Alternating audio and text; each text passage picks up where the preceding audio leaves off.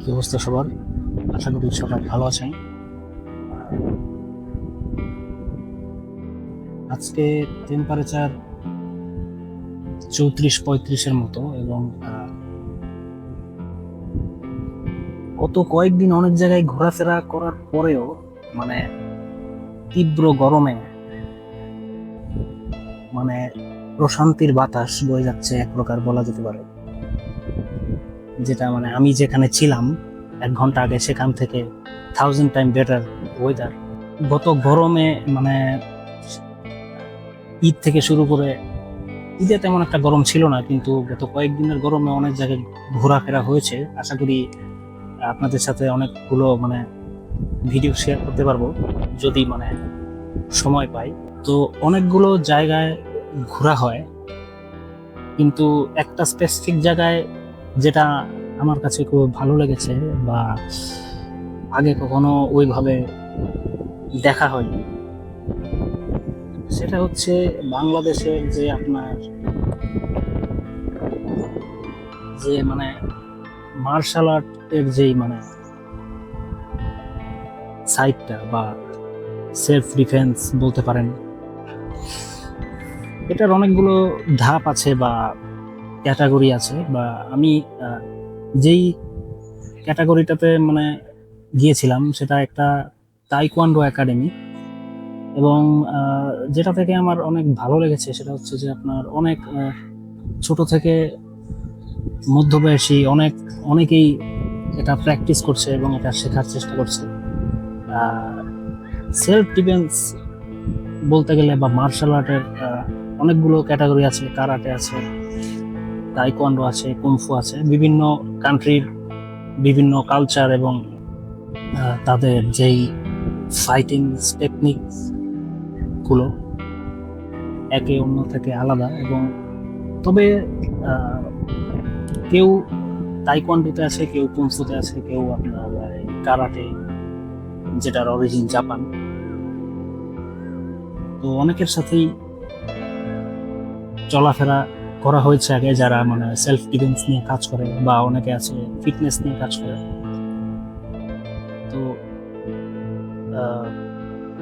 দেখে অনেক ভালো লাগলো এবং আমারও এক প্রকার ইন্টারেস্ট জেগেছে এই ব্যাপারে। আমি ফিটনেস বা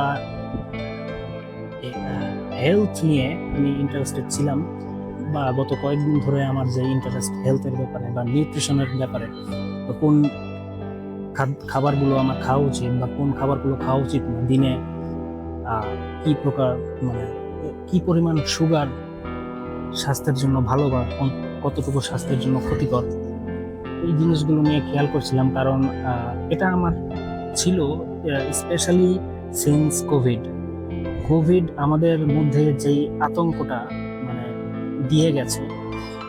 আমিও কোভিডে আক্রান্ত ছিলাম বলা যেতে পারে। যাই হোক, তো ফিটনেস এবং এই যে আপনার মার্শাল আর্ট,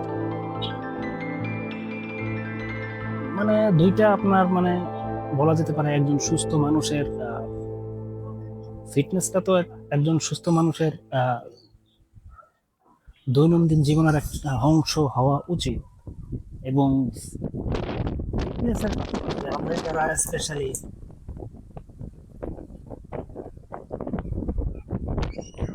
বাতাসের সাথে কিছুটা ধুলো আসছে, কিন্তু আমার কাছে খুবই ভালো লাগছে।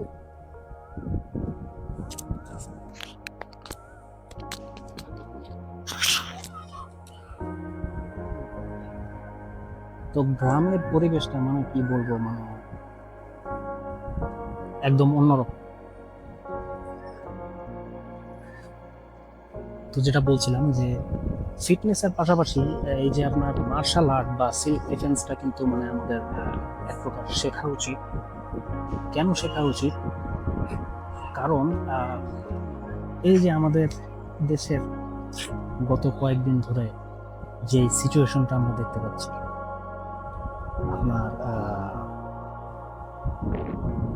আপনি যেখানেই যান আপনাকে কিন্তু ছিনতাইকারীদের কবলে পড়তে হয় এবং লুটপাট।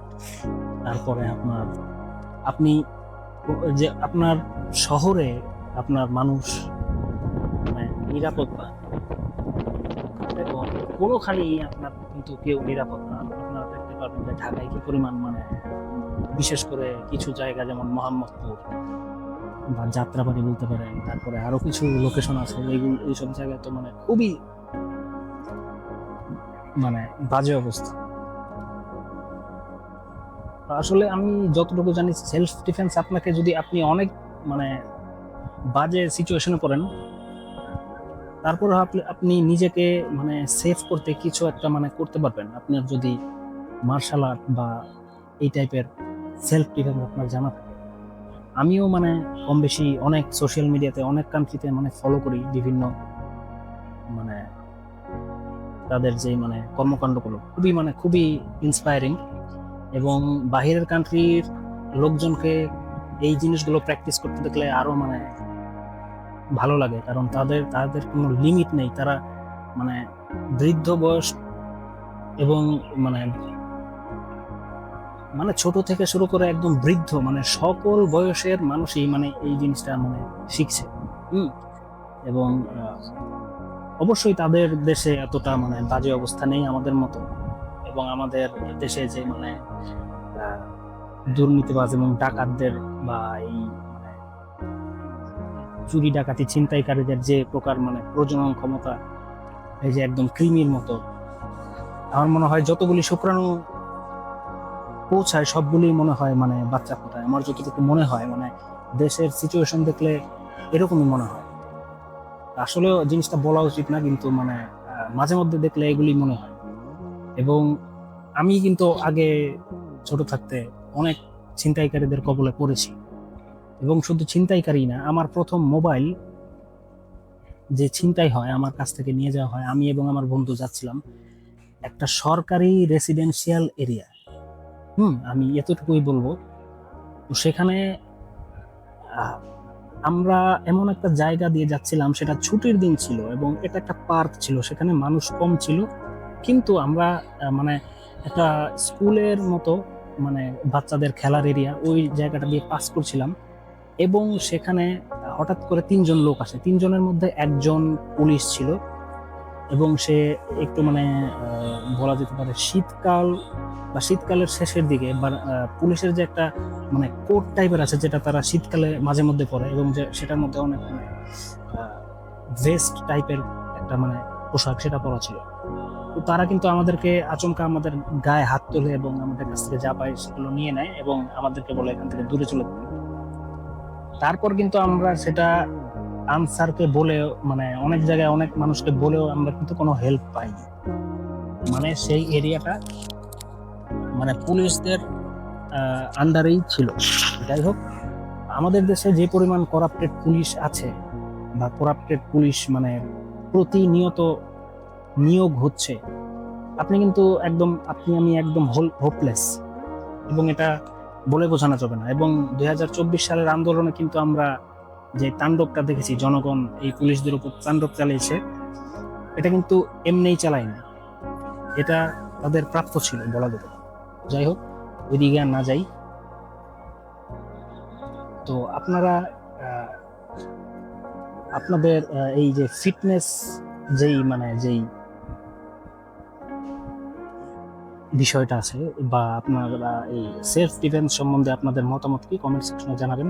আবার অন্য কোনো ভিডিওতে বা অ্যাডভেঞ্চারে আপনাদের সাথে কথা হবে। সে পর্যন্ত ভালো থাকবেন। আসসালামু আলাইকুম।